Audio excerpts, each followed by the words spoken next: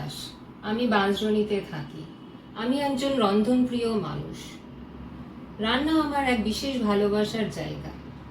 আর সেই ভালোবাসার জায়গা থেকেই শ্রীমতী দরবার আয়োজিত নববর্ষ স্পেশাল জুটিতে জুটিতে হাতাখুন্তির লড়াইয়ে প্রতিযোগিতায় আমি অংশগ্রহণ করেছি। এই প্রতিযোগিতায় আমার জুটির নাম হলো শ্রীমতী শ্রীপর্ণা দেব। এই প্রতিযোগিতায় আমাদের জুটি নাম্বার হলো 3। এই প্রতিযোগিতায় আমি রান্না করছি এপার বাংলার রান্না সুন্দরবনে দেশি মুরগি কষা, আর আমার জুটি শ্রীমতী শ্রীপর্ণা দে করছেন ওপার বাংলার রান্না যশোরের নারকেলি মুরগি। আমার ভিডিও লিঙ্কের সাথে শ্রীমতী দরবারের পেজে আমার জুটিরও লিঙ্কও দেয়া থাকবে। আপনাদের একটি লাইক একটি কমেন্টস করার আমি অনুরোধ রাখলাম। আপনাদের একটি লাইক একটি কমেন্টসে হয়তো আমরা হয়ে যেতে পারবো বর্ষসেরা রন্ধনপটীয়সী জুটি। ধন্যবাদ।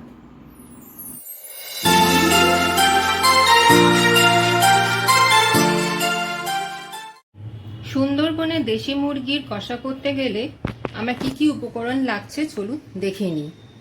প্রথমে লাগছে দেশি মুরগি, প্রায় 300 গ্রাম রয়েছে।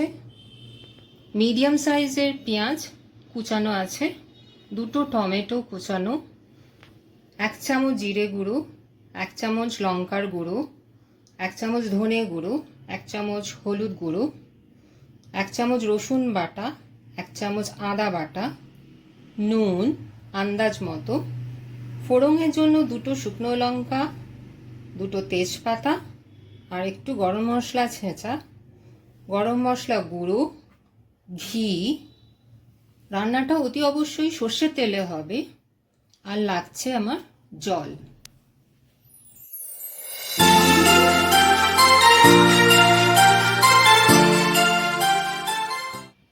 চলুন রান্নাটা এবারে শুরু করা যাক। আমি সর্ষের তেল দিয়ে দিলাম। তেল গরম হয়ে গেছে, এবারে আমি গরম মশলা দিয়ে দিচ্ছি। তারপর 2টো শুকনো লঙ্কা ফাটিয়ে দিচ্ছি, 2টো তেজপাতা,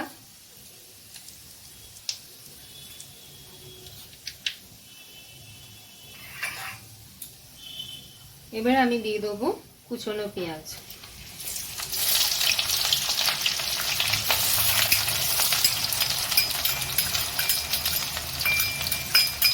পেঁয়াজ আমি খুব ভালো করে ভেজে নেব, হালকা সোনালি রং হবে।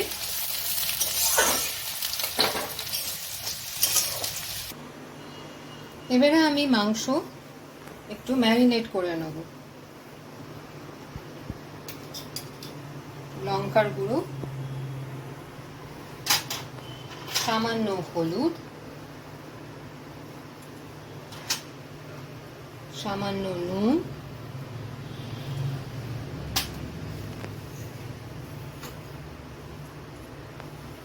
আর সামান্য সর্ষের তেল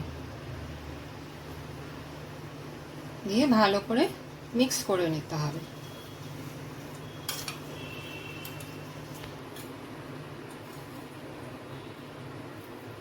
ভালো করে সব মশলা মাখিয়ে আমি 15 মিনিট রেখে দেবো।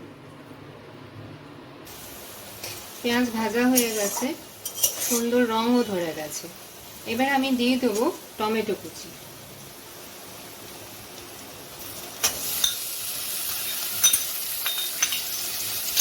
আবার ভালো করে নাড়ব। টমেটোটা যতক্ষণ না মরছে আমি ততক্ষণে একটা মশলা তৈরি করে নেব।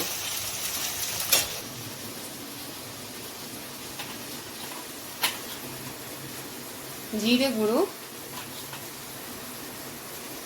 লঙ্কার গুঁড়ো, ধনে গুঁড়ো, হলুদ,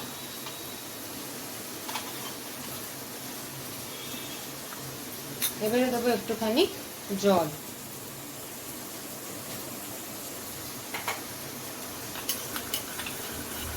মশলাটা তৈরি করে খানিকক্ষণ আমি রেখে দেবো। এটা একটা বাটা মশলার মতন হয়ে গেল, দেখুন।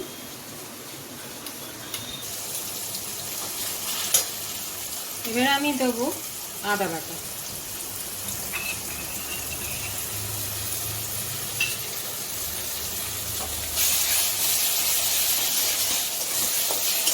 মশলাটা ভাজা ভাজা হয়ে গেছে, এবারে দেবো রসুন বাটা।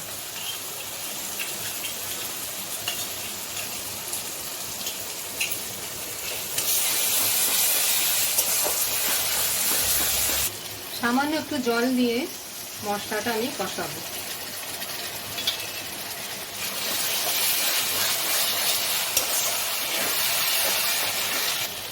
এবারে আমি এই বাটা মশলাটা যেটা তৈরি করেছিলাম সেটা এবার আমি দিয়ে দেবো।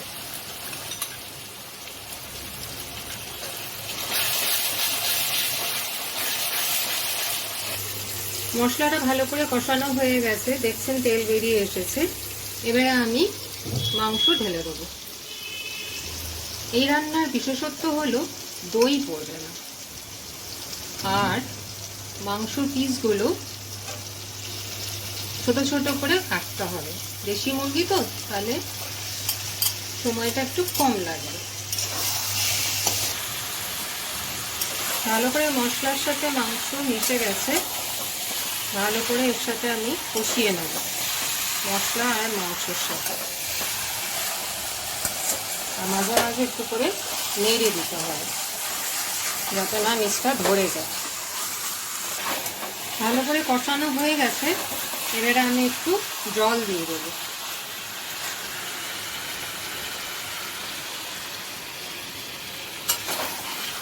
মাংস সেদ্ধ হতে প্রায় 15 মিনিট তো লাগবেই, দেশি মুরগি তো একটু টাইম লাগবে।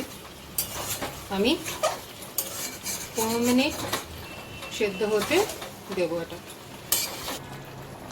একটুখানি নুন দিয়ে দেবো, ম্যারিনেশন করার সময় নুন দিয়েছিলাম, তো সেই মতন আন্দাজ করে নুনটা আবার দিতে হবে। এই রান্নাটা বেশি ঝোল হবে না, গা মাখা হবে। রুটি, ভাত, লুচি, পরোটা সব সাথেই এটা যাবে। মাংস হয়ে গেছে, নামাবার আগে আমি একটু গরম মশলা, একটু ঘি ভালো করে নেড়ে আমি নামিয়ে দেবো।